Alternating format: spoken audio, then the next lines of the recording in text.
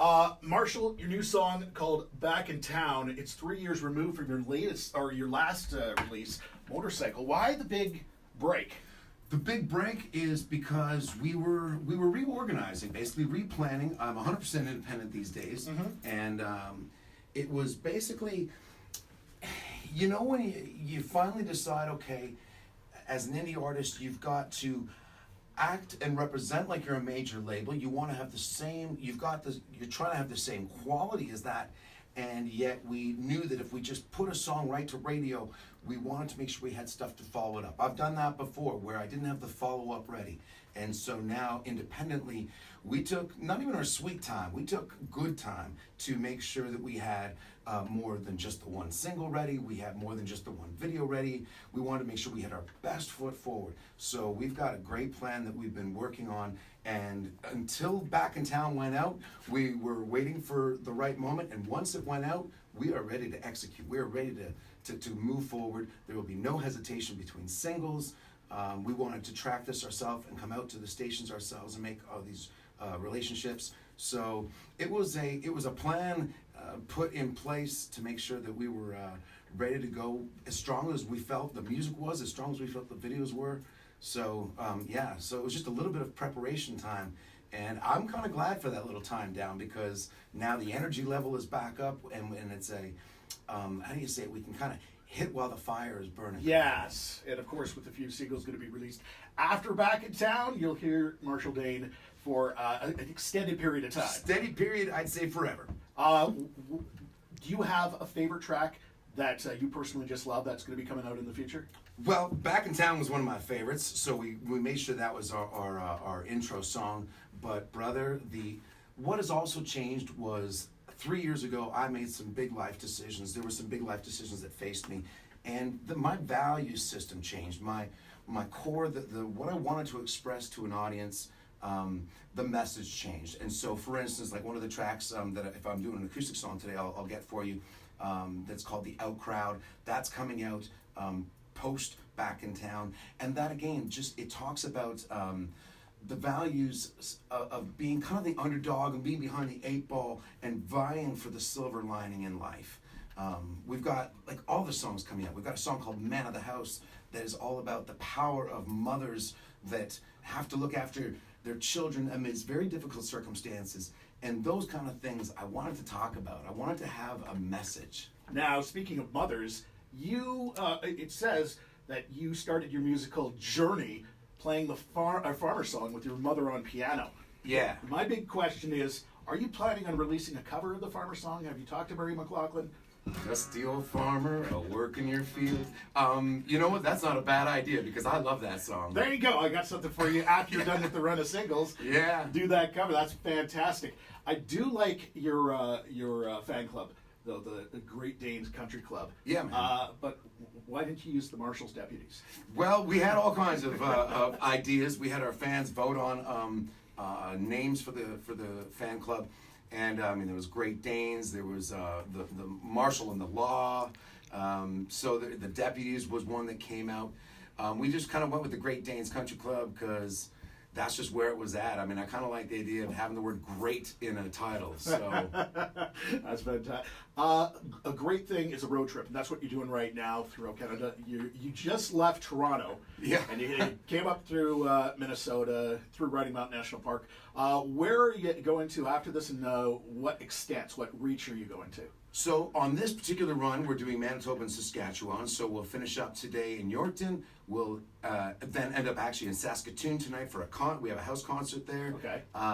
We're going to leave there, and we will hit a couple of spots in Saskatchewan, and then we will be heading our way back to Ontario. At the end of June, we go back to Alberta and BC, and hopefully just following that, we'll end up hitting the east coast of Canada as well. Well, hopefully you can come back at the end of June in our area and check out Country Fest. Brother, I would love to get out there. Did you see the stage when you drove by? I didn't see the stage, but I've seen pictures, and it looks massive. And I'm not a big guy. I would fit perfectly on that stage, if there's a little space left. That's great. Now, of course, what's the thing that keeps you going in the music industry? Obsessive compulsive personality. You know what? I love playing music. It's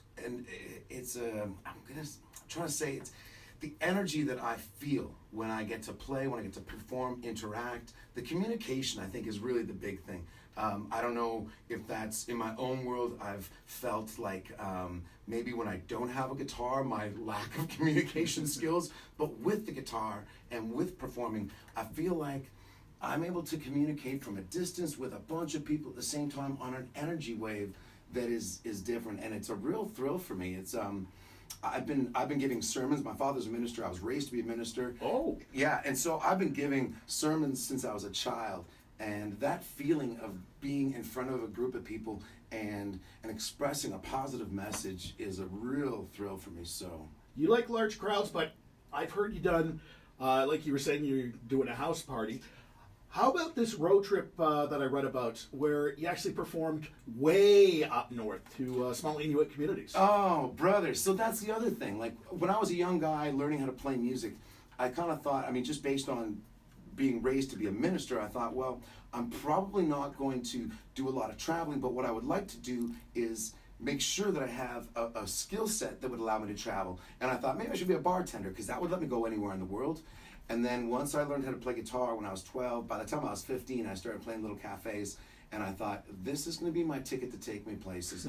And so, of course, one day I was invited to join an expedition with the Geological Survey of Canada and go north to the North Canadian Arctic, Dauphin Island, Ellesmere Island, the Northwest Passage. I've been in and out of it. It's a once-in-a-lifetime opportunity. I've had 7 times, and I'm going back for an 8th time in September. Oh, so you love it up there. Oh, brother, the Inuit communities are. I've never been to like a remote island or so, like an African community where people are quite removed. But you go to the Arctic and you see our Canadian brothers and sisters that are removed from the metropolitan societies. Their energy is amazing. The way they spiritually bless and thank their food, the way they interact with each other. A lot of times it's the same word for engine as it is for heart, as it is for center.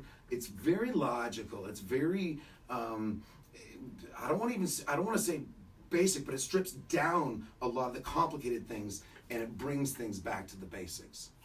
You know what? That's real, man. Because it is, especially having artists come up there. I'm sure the community received you with open arms. By the way, did they give you seal? Did you try seal? Brother, do you talk about seal? I traveled with a guy named John Huston, which is a great Canadian icon as a filmmaker. John Huston, the father. I traveled with his son, who was also probably in his mid-60s. And I remember the one time I was told before I left on my first trip, if you have an opportunity to eat the seal meat, the raw seal meat, do it. It'll change your life. And I just recall being in a crowd of people that they were doing a ceremony. They were cutting a seal open. They were showing us how it was done. They moved the seal in the direction that the herd came to, and then that's when they give thanks to ensure that the herd continues to follow that same direction. And then they sit there. I had my guitar on one of those guitar back straps, kind of thing, backpacks, and John, he could see my guitar poking above my head. And he called me out of the crowd, and he goes, "Marshall, do you have a knife?" So I took out my buck knife. He starts cutting some pieces, and he goes, "This here is the steak of the seal, and this here is like the butter." So he grabs a piece of fat, and he grabs a piece of purple seal meat, and he hands it to me, and it's slipping around in my hands, and I look at him, and John's got a goatee, and his face is covered, he's covered in blood, and I'm like, okay, let's do this. I was told to do this. I put it in my mouth, I ate it, and I tried to taste the meat, and about 10 seconds later, all I could taste was blood, and I'm like, okay, that's enough, I can't take any more. And then I looked in the mirror, and I was covered. I looked like, it looked like something out of a movie. But brother, it really does change your world when you're in the place where that's how they do it. The cultural experience. I'm glad you got to discover that. I'm glad you're going back.